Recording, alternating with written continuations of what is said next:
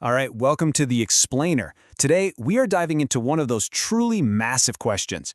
If God is all good, why is there so much suffering? And we're going to look at a really unique answer that frames the whole thing as a kind of cosmic legal battle, centered on free will and this powerful metaphor called the land. So, let's just get right to it. Here's the paradox that kicks everything off.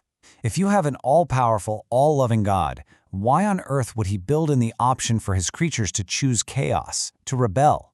It seems like a huge bug in the system.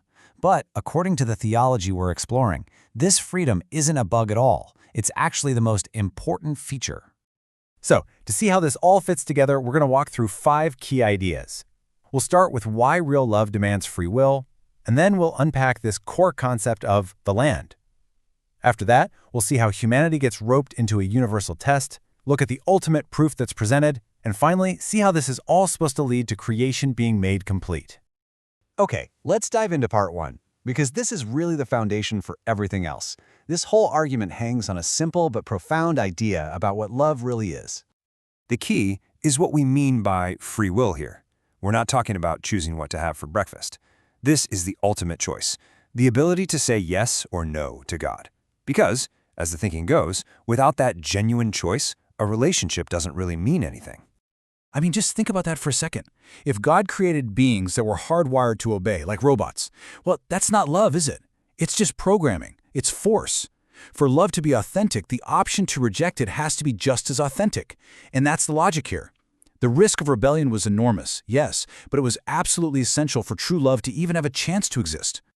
So that rebellion kicks off a cosmic drama of epic proportions. And according to this theology, the entire show plays out on a very specific stage, a place called the land. And this is where things get really fascinating. The concept is called dang in Korean, which we're translating as the land. Now, it's a metaphor with 2 layers. It's the physical planet, yes, but it's also the human body itself, the flesh. And here's the kicker. The land isn't just a passive backdrop, it's a mirror. It physically reflects the character of whoever's in charge. And you can see exactly how that plays out here, when a ruler like Satan is in control, one who's driven by power and self-interest. The land literally produces thorns and thistles, a metaphor for all the sin, conflict, and suffering we see. But when God's rule of love is in effect, that very same land produces the fruit of the Spirit, like peace and joy. It's basically a living report card for its ruler. You can just look at the state of the land and see who's in charge. So where do we fit into this picture? Well, when Adam, the first human, chose to disobey, it wasn't just some personal mistake with minor consequences. He effectively handed over the keys to the land. His choice put both the physical earth and his own body under Satan's dominion, turning them into a cursed place, a place that now sprouts thorns and thistles. This single act of handing over the land sparks a universe-wide conflict. And that brings us to our third section. The idea that humanity's very existence is the central exhibit in a cosmic legal battle over the character of God himself. So what's the lawsuit about? It all boils down to Satan's accusations against God. He's essentially arguing that God's entire system is a sham. First, he claims God's laws of love are impossible for creatures to actually follow, which would make God a liar. Second, he argues that anyone who does obey is just doing it for selfish reasons, to get a reward or to avoid being punished. The only real law in the universe, Satan says, is the law of the jungle, power and survival of the fittest. You know, the story of Job in the Bible just perfectly captures this challenge. It's Satan's ultimate cynical bet. Their love isn't real. Take away their blessings, destroy everything they have, and I promise you, they will turn on you. It's a pretty powerful accusation, and it demands an answer. And this reveals what, in this framework, is humanity's incredible purpose. We are the test case. We exist in our weak, mortal bodies, our little piece of corrupted land, to prove Satan wrong. We are here to demonstrate to the entire cosmos that God's laws can be followed, and that love, not raw power, is the true foundation of reality. But hang on, how could a fallen, broken humanity possibly provide that kind of proof? It seems impossible, doesn't it? Well, that question leads us to the climax of the whole argument. The ultimate proof embodied in a figure known as the Son, or the last Adam. Just look at the contrast here.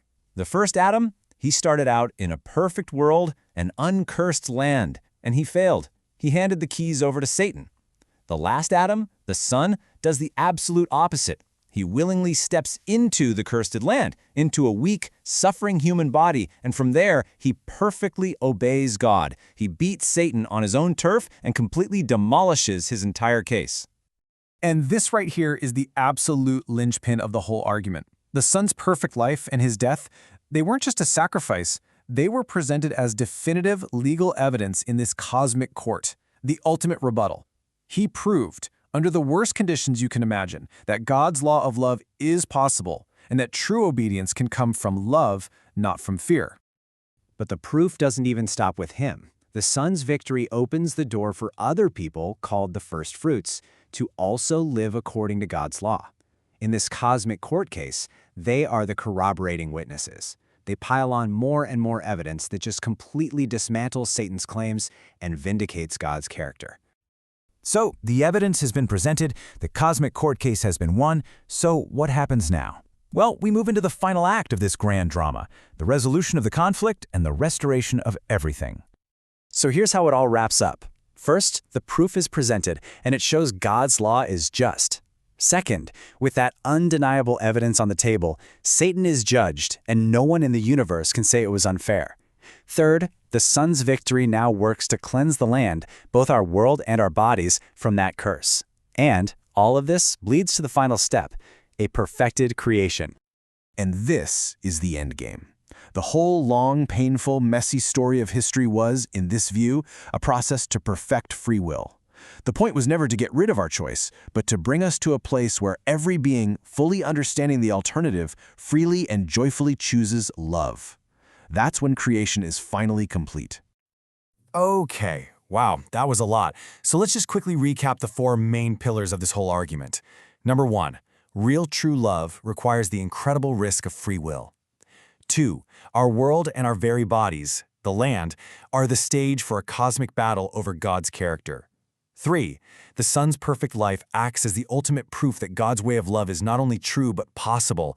And 4, that proof provides the legal, just basis to finally judge evil and bring creation to its ultimate goal. It's a truly epic vision of cosmic history, isn't it? But it all comes down to a really personal question.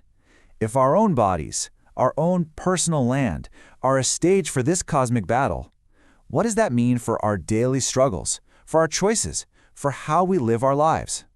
Now that is something to think about.